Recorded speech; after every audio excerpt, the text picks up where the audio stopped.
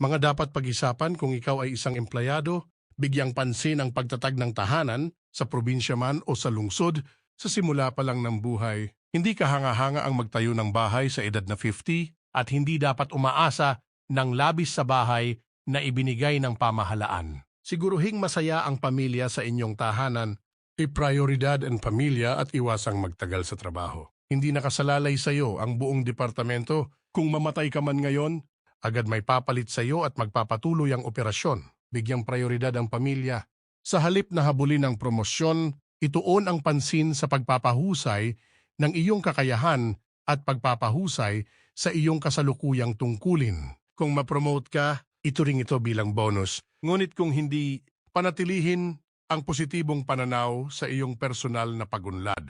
Iwasan ang maging marites sa opisina o sa trabaho at iwasang makisali sa mga gawain na maaaring makasira sa iyong reputasyon.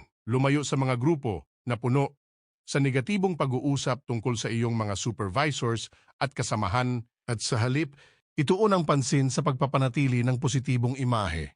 Iwasang makipagkompetensya sa iyong mga supervisors dahil maaari kang masaktan at iwasan ang makipagkompetensya sa iyong mga kasamahan dahil maaari kang mapagod ng labis. Isaayos ang iyong sahod para sa ipon ng automatiko. Pwede mangutang para mamuhunan sa negosyo o pagpabuti sa iyong sitwasyon kaysa sa pagbili ng luho.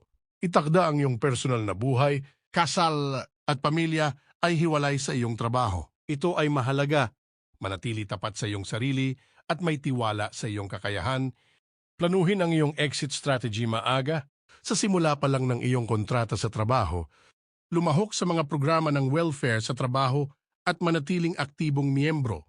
Gamitin ang iyong mga araw ng bakasyon upang magtrabaho sa iyong hinaharap na tahanan o mga proyekto.